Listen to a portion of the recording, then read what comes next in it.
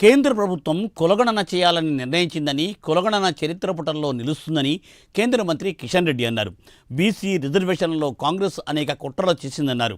ముస్లింలను బీసీల్లో చేర్చారని, ప్రధానిని కులం పేరుతో కాంగ్రెస్ నేతలు దూషించారని కిషన్ రెడ్డి మండిపడ్డారు.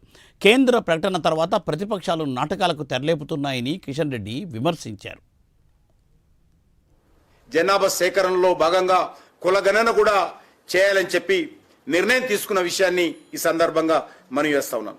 మరి ఈరోజు కాంగ్రెస్ పార్టీ జబ్బలు చర్చుకుంటూ మాట్లాడుతున్నారు. ఇది మా విజయము, మీరు స్వాతంత్రం వచ్చిన తర్వాత 60 సంవత్సరాల అధికారంలో ఉండి మీరు ఎందుకు చేయలేదో కాంగ్రెస్ పార్టీ ముందు దేశానికి క్షమాపణ చెప్పాలి.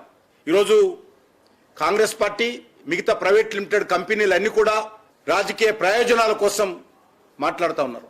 రాహుల్ గాంధీ ఇది నా ఘనత ఆయన చెప్పుకోవడం ఏదైతున్నదో మరి చాలా సిగ్గుచేటని ఈ సందర్భంగా మనం చేస్తున్నాం. రాహుల్ గాంధీకో కాంగ్రెస్ పార్టీకో భయపడి మేము నిర్ణయాలు తీసుకోలేదు. 2010లో కాంగ్రెస్ పార్టీ అధికారం ఉన్నప్పుడు ఏ కమిట్మెంట్ తోటైతే మేము ఆ రోజు పార్లమెంటులో బయట చెప్పామో అదే కమిట్మెంట్ తో ఈ రోజు నిర్ణయం తీసుకున్నాం.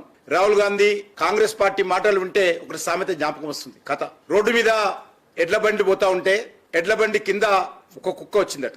ఆ కుక్క అనుకుందట, ఈ ఎడ్ల బండి నేనే మోస్తున్నాను, నేనే నడిపిస్తున్నాను, ఈ భారం అంతా నా మీదనే ఉంది అనుకుందట. ఈ రోజు కాంగ్రెస్ పార్టీ పరిస్థితి కూడా అదే విధంగా కనిపిస్తా ఉంది.